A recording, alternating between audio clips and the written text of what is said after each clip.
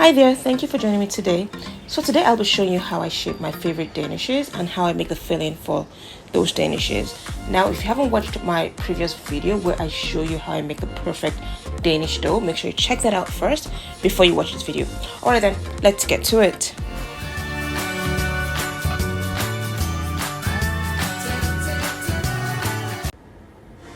Alright, so we'll start off by making the almond paste filling for the bear claws. So what you want to do is start off by combining all your dry ingredients. So that would be your almond flour, your powdered sugar, and your salt. Put that through your sieve until you have all of the fine dry ingredients, and then add in your egg whites, add in your vanilla extract, and then stir thoroughly. So you want to keep stirring until you have a homogeneous mix and it looks nice and smooth. And then you can put the paste in a bowl, cover it, and you can keep it in the fridge for about a week. So next we'll start working on the cream cheese filling. So here you want to put your cream cheese in a bowl. Make sure it's at room temperature, and then whisk it with your hand mixer until it's nice and smooth. Next you want to add your sugar, add your lemon zest, vanilla extract, 1 whole egg, and then you want to whisk that all together until it comes together nice and smooth. So for this, you want to make it well in advance. Usually I make mine at least 24 hours before I need to use it for my Danish, and they want to keep that in the fridge. So once you've made your filling, it's time to start working on the dough. So you want to trim off the edges of the dough after you've rolled it out, so you can get the most lift out of the dough once you bake it.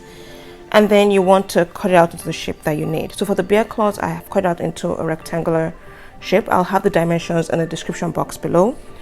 And then what you want to do is roll out the almond paste filling into a log and put it in the middle of your rectangular dough. Brush the inside of the dough with some egg wash, and then roll the dough over the almond paste filling, just the way I'm doing. So you want to press that down until it sticks to itself, and then roll the dough back up upon itself. So you'll see me do that in a minute.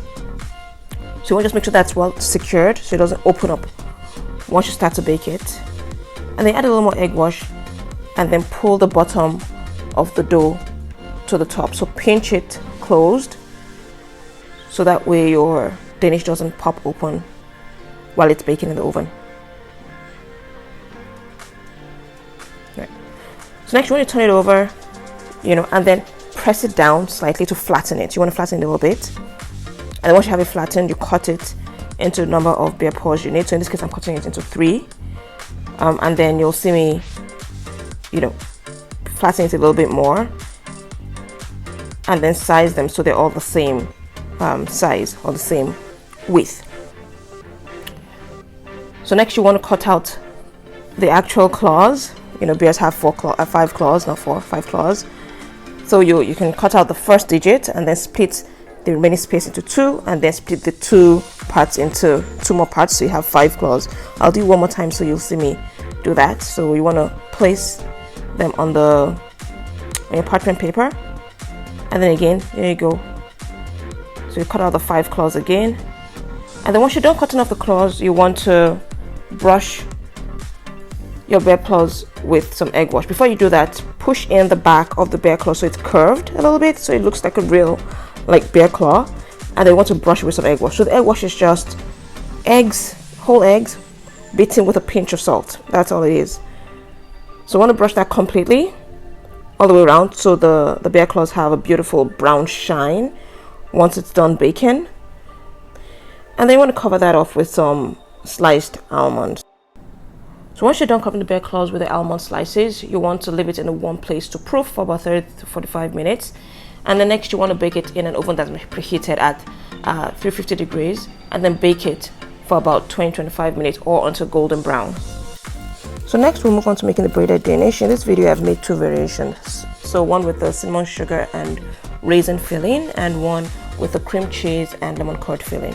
So what you want to do is so you want to roll out your dough into a rectangle as well, and then as you can see you want to cut chevrons down along the sides of your rectangular dough. So for the raisin cinnamon braided Danish, you want to brush the center off with some melted butter, sprinkle on some cinnamon sugar, and then top it off with some raisins. And then for the cream cheese lemon curd bread Danish, you want to spread on a light coat of cream cheese filling and then top it off with some lemon curd, and then you want to braid it down. So you see the braiding technique is the same for both, it's just that the filling is different. So you can use whatever filling you want, but then you just want to take your time to braid down. So you just want to take each chevron slice from either side and pull it one over the other, just the way I'm doing. And then when you get to the bottom, you want to pull up the bottom of the dough, tuck it underneath, and if you have any extra strands of the chevron slices, you can trim those off if you want. Next, you want to leave the dough to rest for about 30-45 minutes, and then once it's proofed completely, then you want to brush it off with egg wash, and then you can sprinkle on some sanding sugar if you choose to, like I'm doing over here, and then bake it in the oven for about 25 to 30 minutes or until golden brown. So next we want to work on making this beautiful pinwheel danishes. What I have here is I have a 16 by 4 inch rectangle that I'm going to cut into 4 by 4 squares, because you need them to be squares to get the pinwheel shape. So for each square sized dough, you want to cut a slit diagonally across each corner of the square dough, and then brush the inside with some egg wash like I'm doing. And then you'll see that I fold in, there we go, so I fold in each alternate corner into the center of the square dough and then push in. So the egg will help it stick, but they're notorious for opening up.